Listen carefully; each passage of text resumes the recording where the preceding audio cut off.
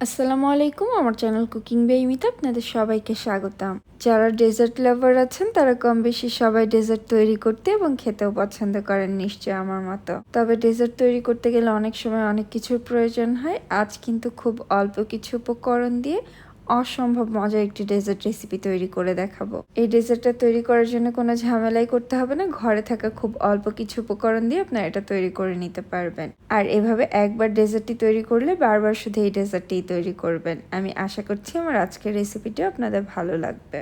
ডেজার্টটা তৈরি করার জন্য প্রথমে একটা চিনি শিরা তৈরি করে নিব। চুলা একটা প্যান বসিয়ে নিয়ে নিচ্ছে 1/3 কাপ চিনি, সাথে দিয়ে দিচ্ছি 1/3 কাপের মতো পানি, মানে 1 কাপের কিছুটা কম। আপনারা চিনি যদি এখানে 1/2 কাপ ইউজ করেন তাহলে পানিটা 1 কাপ ইউজ করতে হবে। সেভাবে চিনি বা পানির পরিমাণটা কমিয়ে বাড়িয়ে নিতে পারবেন। আর এটাতে ফ্লেভার আনার জন্য দুটো দিয়েছি এলাচ। এলাচের মুখগুলোকে একটু ফাটিয়ে দিয়েছি আর খুব সামান্য একটু দিয়ে দিয়েছি স্যাফরন বা জাফরান। তবে স্যাফরানটা অপশনাল, দিতে না চাইলে না দিলেও চলবে। এটা কোনো একতার বা দুইতারের চিনি শিরা তৈরি করব না। যখন চিনিটা পুরোপুরি গলে এটাতে ভালোভাবে বলক চলে আসবে তখন এটাকে আরও 2-3 মিনিটের মতো জাল করে নিব। আর চুলার আঁচটাকে লো করা যাবে না, মোটামুটি হাইতে রেখে এটাকে 2-3 মিনিট জাল করে নিয়েছি। দেখে নিশ্চয়ই বুঝতে পারছেন এই চিনি শিরাটা খুব বেশি ঘন হয়নি। এখন এটাকে চুলা থেকে নামিয়ে নিচ্ছি। এখন এখানে আরেকটা প্যানে নিয়ে নিচ্ছি 2 কাপ তরল দুধ। দুধটাকে আগে থেকেই জাল করে রেখেছিলাম, এখন রুম টেম্পারেচারে আছে। আর এই ডেজার্টটাতে খুব দারুণ একটা ফ্লেভার নিয়ে আসার জন্য আমি এখানে বেশ কিছু লেবুর খোসা নিয়েছি। লেবুর ওপরের যে পাতলা খোসা সবুজটা সেটাই শুধু কেটে নিতে হবে। খেয়াল রাখতে হবে যেন সাদাটা চলে না আসে, তাহলে সেটা খেতে তিতা লাগবে। শুধু সবুজটা দিলে এটাতে খুব দারুণ একটা স্মেল আসবে। প্যানটাকে চুলায় দিয়ে জাল করে নিব। দুধটাকে ঘন করার জন্য এখানে একটা স্লারি তৈরি করে নিব। সেজন্য এখানে আগে থেকে একটা বাটিতে 1/2 কাপ নিয়েছি তরল দুধ। আর এই দুধটাকে আগে থেকেই জাল করে রেখেছিলাম। তবে আপনারা চাইলে কিন্তু দুধের পরিবর্তে এখানে পানিও ইউজ করতে পারেন। এর সাথে 3 টেবিল চামচ কর্নফ্লাওয়ার দিয়েছি। কর্নফ্লাওয়ারটাকে দুধের সাথে খুব ভালোভাবে মিশিয়ে নিচ্ছি। তবে আপনাদের হাতের কাছে যদি কর্নফ্লাওয়ার না থাকে সেক্ষেত্রে কর্নফ্লাওয়ারের পরিবর্তে আপনারা চাইলে কিন্তু এখানে কাস্টার্ড পাউডারও ইউজ করতে পারেন। এর মাঝে আমি দুধের প্যানটাকে চুলায় বসিয়ে দিয়েছি আর এটাকে জাল করে নিচ্ছি। চুলার আঁচটাকে মিডিয়ামে রেখে এটাকে জাল করব। খুব বেশি সময় জাল করতে হবে না, এটাতে বলক আসার পরে 2-3 মিনিটের মতো জাল করে নিব। আর জাল করতে করতে কিন্তু দেখবেন লেবুর খোসা থেকে দারুণ স্মেল আসতে শুরু করবে। এখন এই লেবুর খোসাগুলোকে উঠিয়ে নিচ্ছে আর যে কর্নফ্লাওয়ার মিশ্রণটা তৈরি করে রেখেছিলাম সেটা ঢেলে দিচ্ছি। এ পর্যায়ে চুলার আঁচটাকে একদম লো করে নিতে হবে আর কর্নফ্লাওয়ারের এই মিশ্রণটা ঢালতে ঢালতে এটাকে অনবরত নাড়তে হবে।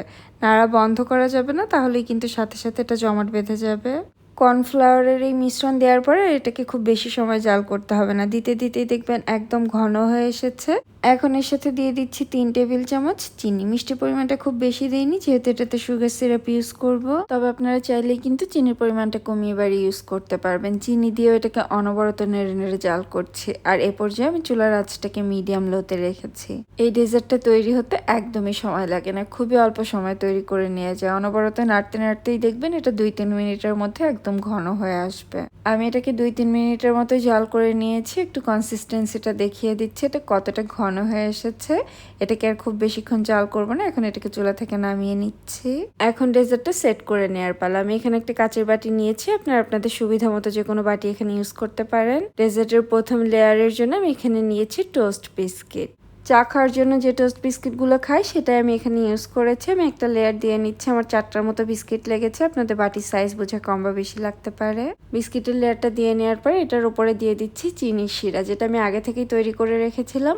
আর এ পর্যায়ে যদি চিনির শিরাটা বেশি ঠান্ডা হয়ে যায় তাহলে অবশ্যই একটু গরম করে নিতে হবে। হালকা একটু গরম চিনির শিরাটা দিলেই টোস্ট বিস্কিটটা কিন্তু খুব ইজিলি সোক হয়ে যাবে। চিনির শিরাটা দিয়ে নেওয়ার পরে এখন এটার উপরে দুধের একটা লেয়ার দিয়ে নিচ্ছি। দুধের লেয়ারটা আমি 2টা লেয়ারে দিব, সেজন্য অর্ধেক পরিমাণ দিয়ে নিচ্ছি।